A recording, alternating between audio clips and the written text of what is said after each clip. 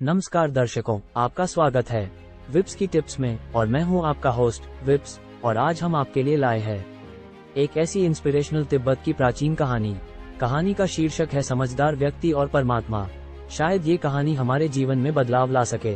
तो आइए सुनते हैं विस्तार से।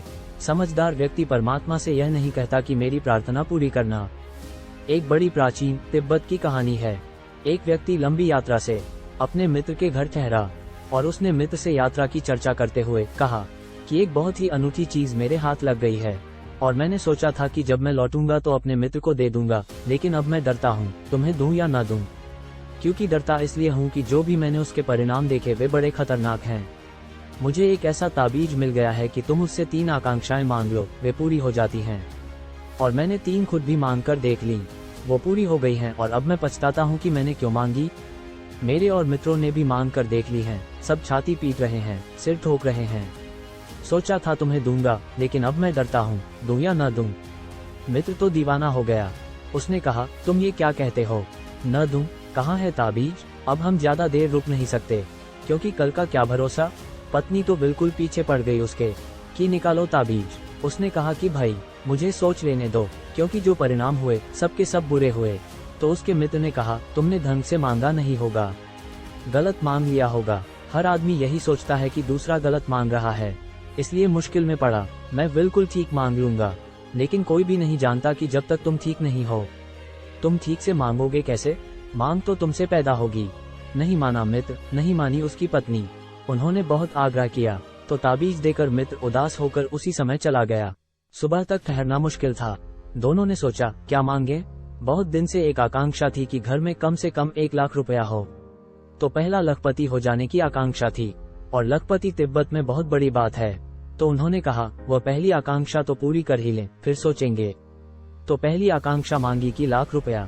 जैसे ही कोई आकांक्षा मांगते तो झटक कर ताबीज हाथ से गिरता था, उसका मतलब था कि मांग स्वीकार हो गई। बस 15 मिनट बाद दरवाजे पर दस्तक हुई। खबर आई कि लड़का जो राजा की सेना में था वह मारा गया और राजा ने 1 लाख रुपए का पुरस्कार दिया। पत्नी तो छाती पीटकर रोने लगी कि यह क्या हुआ। उसने कहा कि दूसरी आकांक्षा इसी वक्त मांगो कि मेरा लड़का जिंदा किया जाए। पिता थोड़ा डरा और उसने कहा कि अभी जो पहला फल हुआ उसका परिणाम देखा। पर पत्नी ने एक ना सुनी और एकदम पीछे पड़ गई कि देर मत करो, कहीं वे दफना न दें, कहीं लाश सड़ गल न जाए, जल्दी मांगो। तो उसने दूसरी आकांक्षा मांगी कि लड़का हमारा वापस लौटा दिया जाए। ताबीज गिरा। 15 मिनट बाद दरवाजे पर किसी ने दस्तक दी। लड़के के पैर की आहट थी।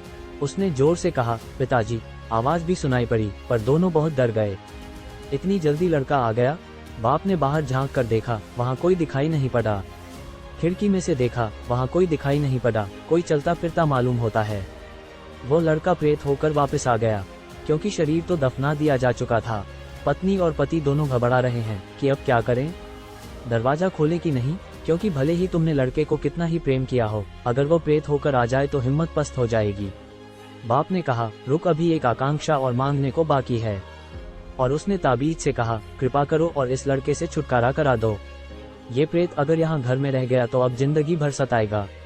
इससे छुटकारा करवा दो। और फिर आधी रात को ही अपने मित्र को ताबीज वापस देने गया और उससे कहा कि तुम इसे कहीं फेंक ही दो, अब किसी और को भूल कर मत देना।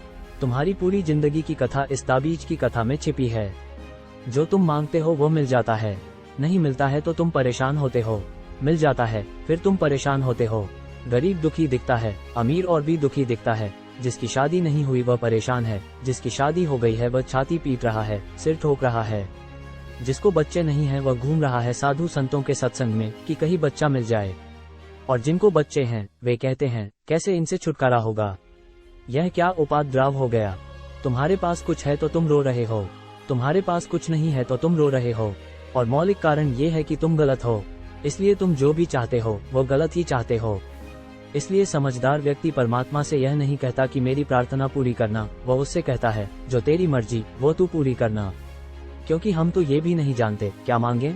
हम तो गलत ही मांगेंगे क्योंकि हम गलत हैं। हमारी तो मांग भी उपद्रव होगी। और तुम्हारे पूरे जीवन की कथा यही है, पर तुम कभी गौर करके नहीं देखते।